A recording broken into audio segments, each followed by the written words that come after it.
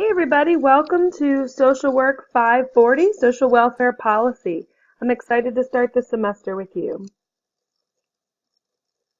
My name is Vicki Klein, and I'm going to be your Social Work 540 professor this semester.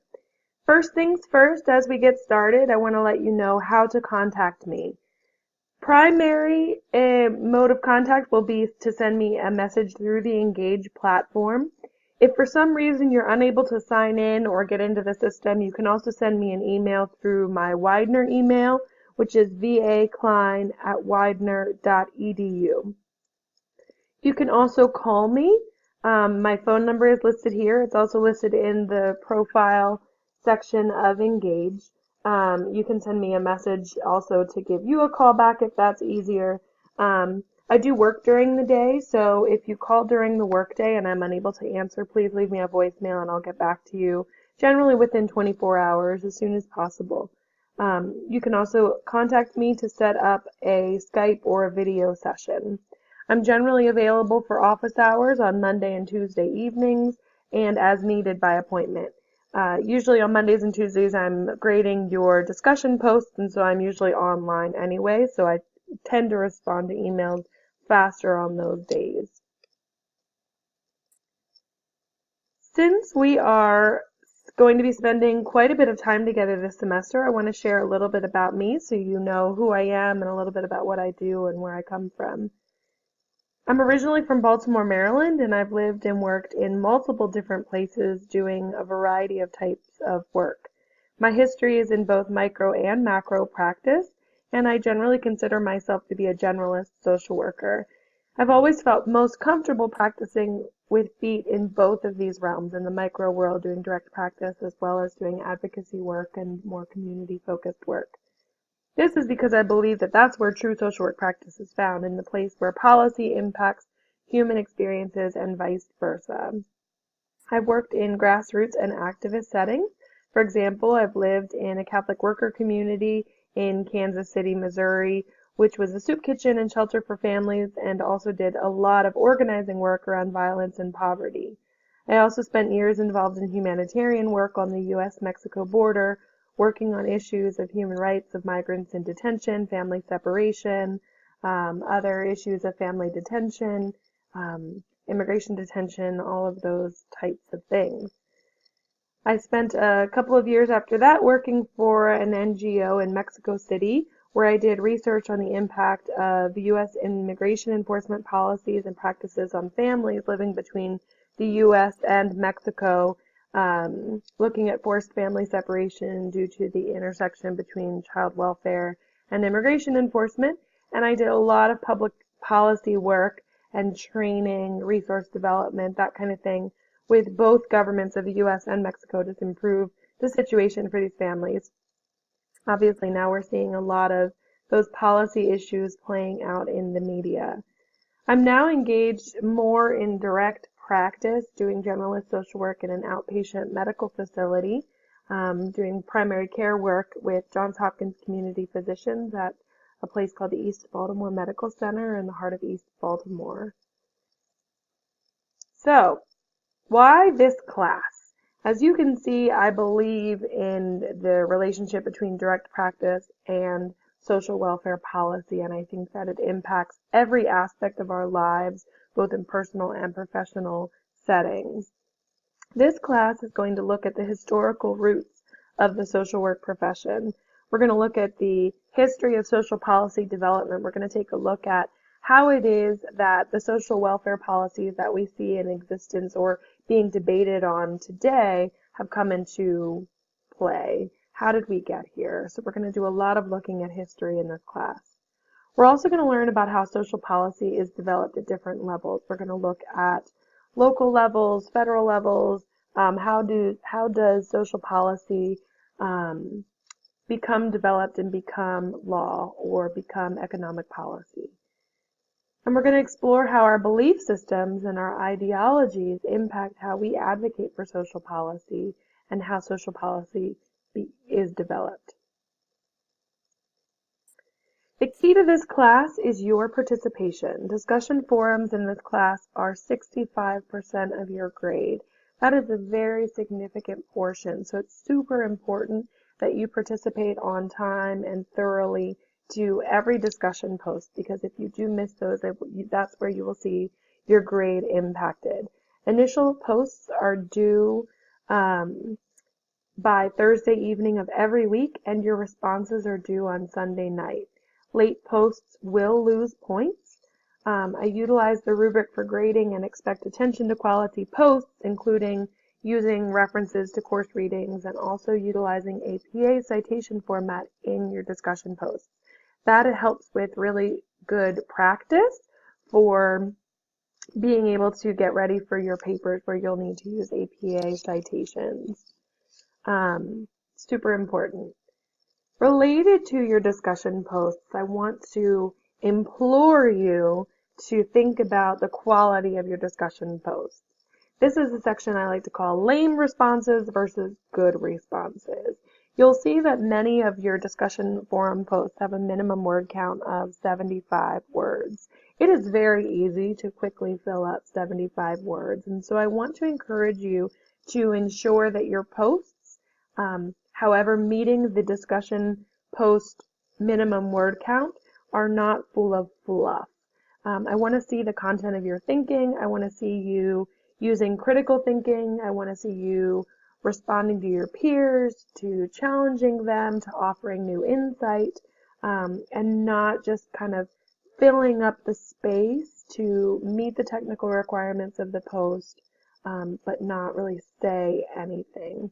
An example of this that I see very often is, hey Susie, I really liked your post this week. It was great. I also did something similar because I thought that it captured my feelings on the subject. I'd suggest reading the next post, Lame Responses 2, for further analysis. Keep up the great work in this class. I always enjoy reading your posts. You say very little, and so this is an example of what not to do. Don't fill up your word count with kind of pleasantries and words that don't say anything about the content of your thinking. A better post would be a bit more elaborated. You can say that you said something similar. You can say that you had a similar line of thinking, or you also addressed the same topic in your post, but say more about why that's important, right? So say more about what you're suggesting that Susie looks into further, or why you think it's important that you both address this topic, or why this topic is so important to you in your own way. Address further what Susie's saying. It's not necessary to fill up the space with unnecessary words. So with the discussion posts in this class and in every class in the program, you get out of the discussion forums what you're willing to put into them. And if you're willing to put in the work, you will definitely get more out of the class. So do yourself and me a favor, avoid this, contribute quality work, ask questions of one another, offer suggestions and constructive criticism, give each other feedback, and avoid fluff. So, in addition to the discussion forum posts in this class, there are going to be two main course assignments. The first one, which is due on Sunday of week 4, is going to be your social welfare problem history paper. And I will go into both of these course assignments in further detail closer to the time that they are due, but I want to give a brief overview of these assignments that you're responsible for completing in the course. So the first one that I mentioned, the social welfare problem history paper, during your discussion forum post in week 3, you will choose the social welfare problem that you're going to explore further in the class. For this assignment, you're going to look more deeply at that problem. You're going to provide an analysis of the roots, history, scope, and evolution of the problem. You're going to dig into a social problem. You're going to do this in about 4 to 5 pages, so it's going to be important to be concise and also thorough in your investigation of that problem. The second assignment is a social welfare policy brief. So in the first assignment, you're laying the groundwork for looking at, in a more deep way, the social problem that you've explored. And in the second paper, You will be looking at that problem and developing really strong, concise proposals for how to deal with that problem, and you're going to make policy recommendations. This is a super exciting thing because we often look at problems but don't always come up with or present clear, concise policy solutions that are formulated based on the research about that problem. So that's exactly what you will be doing in this class. So I want to make sure that you understand some of my expectations for this class. So for all of your posts, please proofread them. Good writing, proper grammar, high levels of scholarship are all really important in grading. I do deduct points for poor writing, especially in your formal written assignments, the papers. Always pay attention to APA citations, even in your discussion forums, as I've mentioned. Those are really good opportunities to practice using APA format. Plagiarism information can be found in the classroom section of Engage.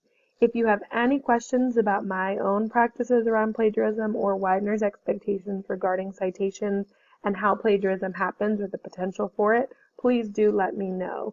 It is very important that you are contributing your own work to this program and any work of others that you use, that you're citing it properly. Plagiarism is taken very seriously, and so it's important that you're aware of our knowledge of your work, as well as that we all hold each other accountable to that. Due dates for all assignments are posted, so please communicate promptly about any issues that you foresee will impact your ability to meet a deadline. I do deduct late points for tardy submissions, but I do always try to be understanding if something is happening in your life that gets in the way of your schoolwork. But I do need to hear about it from you in a timely manner. Everything needs to be submitted on time, and any requests for late extensions have to be submitted before 24 hours in advance of the due date. I will always accept late work, but just understand that it will likely be a point will likely be deducted from it if there has not been a late submission date discussed in advance. If you have any questions at any point, please contact me during the course. Questions about course assignments that are due on a Sunday, please submit them if possible before 5 o'clock on a Friday so I can make sure that I'm seeing your emails and responding to them if I do not get to the email on Saturday. So a little bit more about expectations for this class. And this is what I want you to understand that you can expect from me and things that I'm also asking of you as you go forward in the course. I will hold you to high quality writing standards. I believe that everyone that you work with as a social work professional, so your agencies, patients, clients, the larger movements for social justice, deserve professionals who exercise critical thinking and who also demonstrate their commitment to excellence in every way. That demonstration of excellence begins with the way you present your thoughts in this program. Writing is not everyone's gift, right? Everyone does not have innate writing ability. Some of us have to work a little bit harder at presenting our thoughts in written form. But this is an online program, and the primary way that we communicate ourselves in this program is through writing. So it's very important that if that doesn't come easily to you, you're reaching out for help, you're accessing the Writing Center, you're reaching out to your peers or to me for assistance. So please consider this an invitation to hold yourself to high standards and also reach out for help if that's harder for you to do. So I also will always offer thoughtful feedback. I spend a lot of time with each of your assignments and also going over all of your discussion forum posts, and I try to offer feedback that's intended to strengthen your work for the next assignment or for future classes as well. Sometimes that means it's constructive criticism about your research or your writing or the connections between your thoughts. And I hope that this feedback will be useful for you, and that you approach it with an open mind and an open heart to be able to receive it and apply it to your work. I do expect that when it's appropriate or when addressed at an assignment, that will go forward. So sometimes there's a discussion forum post and feedback might be given to that post that's expected to be used in the next assignment. When appropriate and justified, I expect you to use the feedback that I've provided, or at least see that you've considered it and taken it into your thoughts. I also commit to giving timely feedback. As I said, I spend a lot of time with your assignments, and I do try to get them back to you within the week that you submit them, especially if you need that assignment to move forward in your next assignments for the course. I sometimes ask follow-up questions in comments that I write to you in your discussion forum posts or sometimes in your papers. And so I just ask that you try to make an effort to engage back with me, as I really do want to know more of your thoughts, and it's intended to be further opportunity for discussion and elaboration of your thoughts on the coursework. And finally, I ask that you challenge yourself. I think that all of our work in this program is intended to help you develop your identity as a social worker, whether that's going to be a clinical social worker, a community-based social worker, a private practice social worker, an institutionally based social worker, whatever the case may be. Please think critically about your understanding of your role in the work that you do. Also think critically about your course materials. Bring your practice experience to the table. Bring your questions and ideas to the table. Ask questions of one another, of yourself, the institutions. Get willing to deconstruct your understanding of where you come from, the ideas and suppositions that you bring to the table, and how that impacts your understanding of social policy and the development of social policy. And think outside the box.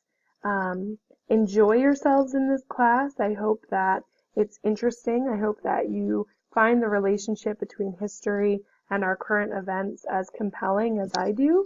As we go forward, if you have any questions, please feel free to contact me. I enjoy hearing from you. I enjoy engaging with you, and I think that this experience is more meaningful for all of us when we do engage as much as possible. So have a great semester.